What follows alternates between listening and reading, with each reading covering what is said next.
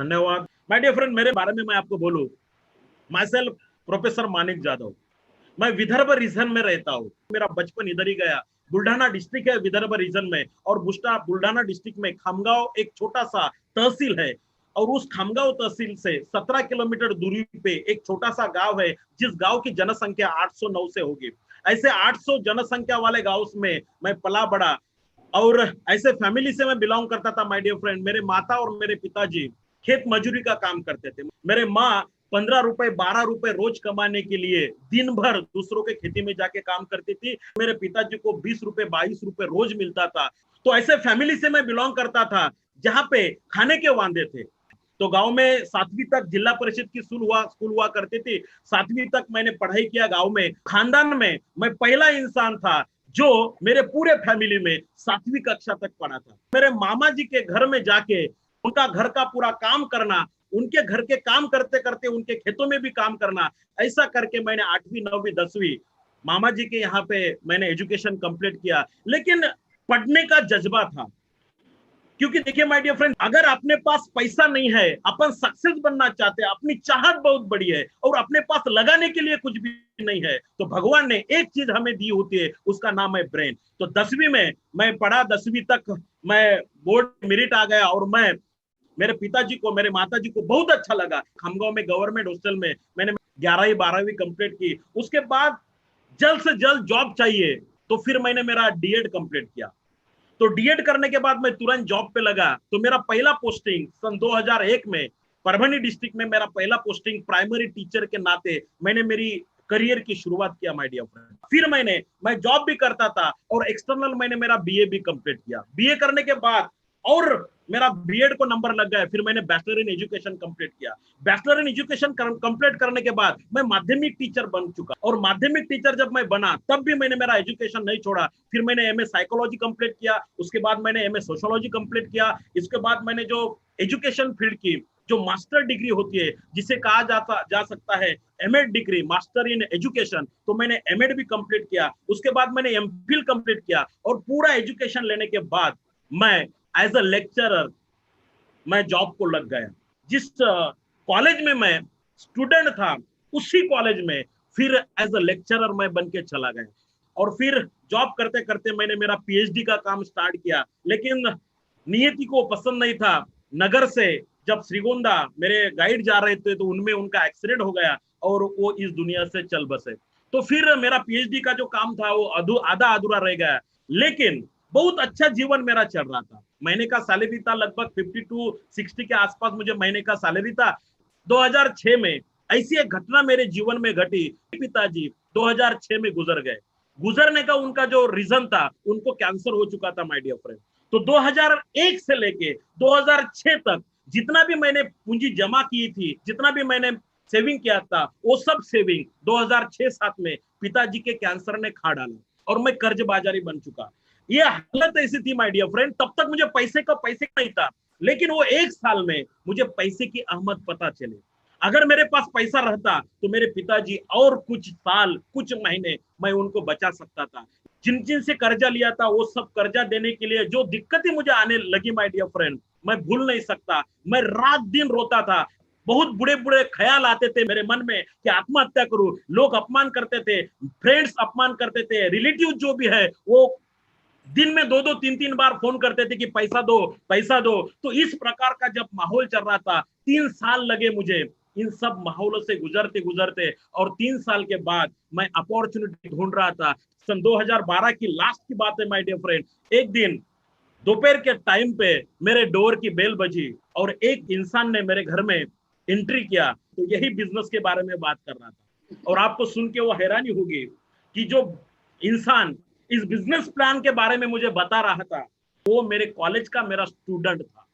लेकिन जैसे उसने वो पेपर निकाला, पेन निकाला, और ऐसे गोले गोले गोले गोले जब वो निकाल रहा था, तो मेरे दिमाग में नए नए गोले आ रहे थे। तो मैंने बोला, भैया ये है क्या? क्योंकि इसके पहले मैंने जिंदगी में नेटवर्क मार्केटिंग ये क्या होती है सुना तो था, लेकिन जीवन में कभी किया नहीं था। क्योंकि मुझे ऐसा लगता था नेटवर्क मार्केटिंग मतलब लोगों को फंसाने का धंधा, नेटवर्क मार्केटिंग मतलब चैन, नेटवर्क मार्केटिंग मतलब वो 1 के 2, 2 के 3, 3 के 4, 4 के 8, ऐसा कुछ करना पड़ता है।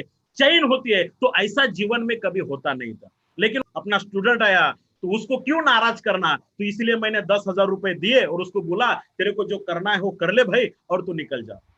8 दिन के बाद वो फिर आया और उसने बड़े बड़े बक्से में ऐसा कुछ नए नए प्रोडक्ट लेके आया। सन 2013 की बात है, और कुछ प्रोडक्ट उसने मेरे से शेयर किए। माय डियर फ्रेंड, उसमें का एक बहुत बढ़िया प्रोडक्ट था 9E5। तो वो 9E5 मैंने खुद यूज किया, मेरे फैमिली ने यूज किया, मुझे बहुत अच्छा लगा। 8 दिन के बाद फिर मैंने उसको बोला कि भैया ये प्रोडक्ट और चाहिए मुझे, क्योंकि बहुत बढ़िया प्रोडक्ट है। तो फिर मैंने और दूसरा भी आईडी उसने डाला। वो आईडी कैसे डालना है मुझे पता नहीं था, सब वही करता था। ऐसे करते करते एक 15-20 दिन में मेरा 3 आईडी का स्ट्रक्चर उसने लगा दिया, और 3 आईडी का स्ट्रक्चर जैसे ही लगता वैसे मेरे अकाउंट में माय डियर फ्रेंड 900 रुपए जमा हो गए। तो मैंने बोला ये क्या बिजनेस है यार, इस मॉडल को थोड़ा सा समझ ले अपन।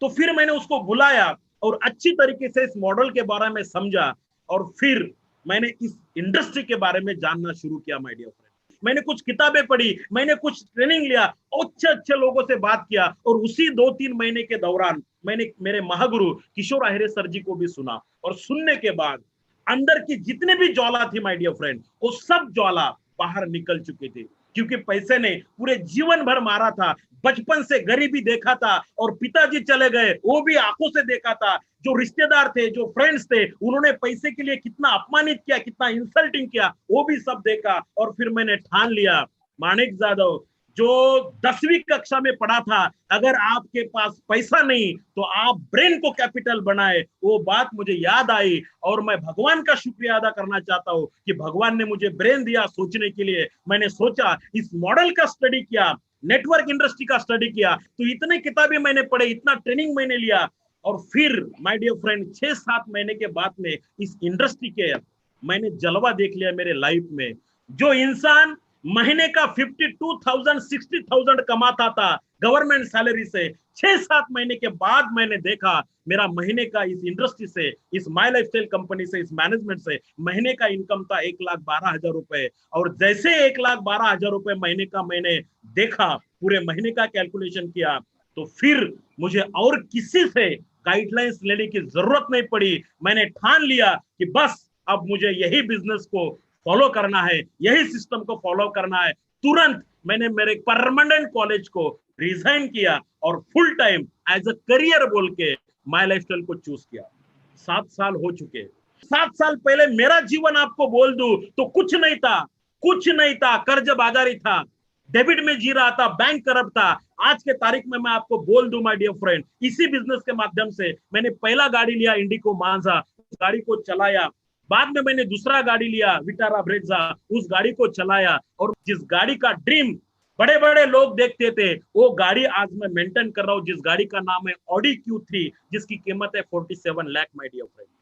आज अगर बात करूं, मैं जब इस बिजनेस में आया था तो 1,300 रुपए महीने के किराए के मकान में रहने वाला एक इंसान इस बिजनेस में आया। आज खमगांव जैसे तहसील में मेरे खुद के 2 प्रॉपर्टीज है, 2 घर है। इसके साथ साथ मेरा नांदेड़ में एक घर बन चुका है, अभी मेरा नेक्स्ट मंथ में औरंगाबाद में खुद का घर बन चुका है। तो आया था एक घर के लिए, लेकिन बिजनेस के माध्यम से अभी तक मैंने 4-4 घरों का सपना देखा, सिर्फ सपना नहीं देखा, वो पूरे भी किए माय डियर फ्रेंड।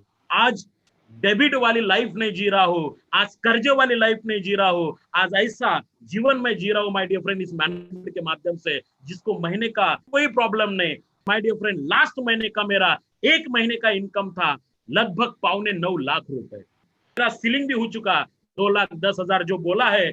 मैं तो ये बोलता हूँ कि रियल आत्मनिर्भर अगर बनना है तो हमें माई लाइफस्टाइल ही करना है। बहुत सारे लोग हिंदुस्तान में पूछते हैं कि अगर माई लाइफस्टाइल में सक्सेसफुल बनना है तो ऐसे कौन सी इंफ्रास्ट्रक्चर हमारे पास होना चाहिए। माय डियर फ्रेंड, कोई ज्यादा इंफ्रास्ट्रक्चर की जरूरत नहीं है। माई लाइफस्टाइल में अगर आपको आम इंसान से खास इंसान बनना है तो सबके पास होना चाहिए एक मोबाइल फोन, और आपके पास पब्लिक होना चाहिए। अगर ये इंफ्रास्ट्रक्चर आपके पास है और आप सीखने की चाहत रखते हो और आपके पास पब्लिक है, यही इंफ्रास्ट्रक्चर के भरोसे पे आने वाले 3 साल में, आने वाले 5 साल में आप आम इंसान से खास इंसान बन सकते हो।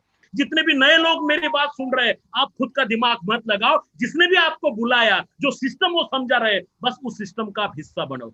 और एक बात मैं आपसे बोलना चाहूंगा, अगर आपको आत्मनिर्भर बनना है तो पीएम साहब भी बोल रहे हैं, पूरा देश बोल रहा है कि हमें डिमांड के साथ काम करना चाहिए।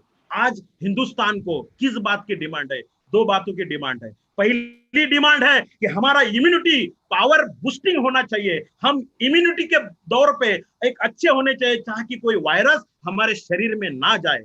और इम्यूनिटी के बारे में अगर बोल दूं तो आयुष प्रीमियम का जो ब्रांड हमारे प्रोडक्ट के ऊपर है, ऐसा ब्रांड किसी के पास नहीं है माय डियर फ्रेंड। तो हम अपना इम्यूनिटी जो लोगों की डिमांड है उसको भी पूरा कर सकते हैं, और साथ में स्वयं रोजगार, हम लोगों को रोजगार भी दे सकते हैं। तो डिमांड दो चीजों की आज हिंदुस्तान में। पहली डिमांड है रोजगार प्राप्त होना, और दूसरी डिमांड है इम्यूनिटी को बढ़ाना। ये दोनों के दोनों डिमांड अगर कोई कंपनी फुलफिल कर रही है आज इस देश में, तो वो ही एक ही कंपनी माय डियर फ्रेंड, जिस कंपनी का नाम है माय लाइफस्टाइल। तो आज मोदी साहब बात कर रहे हैं आत्मनिर्भर भारत की, लेकिन माय लाइफस्टाइल का ये मैनेजमेंट पिछले 18 सालों से ये आत्मनिर्भरता का काम कर रही है। तो ये सोचने वाली बात है। तो आशा यही करता हूं मैं आपसे कि जीवन में एक अवसर मिला है, आज ही इसको शुरुआत करो। सिर्फ शॉपिंग करना है माय डियर फ्रेंड, बाकी दूसरा कुछ नहीं करना है। सिर्फ शॉपिंग करना है और घर में लगने वाली चीजें लेनी है और लोगों को रिकमेंडेड करना है। तो आशा यही करता हूं कि आज का ये जो सिस्टम है, इस सिस्टम को आप सरेंडर हो जाए।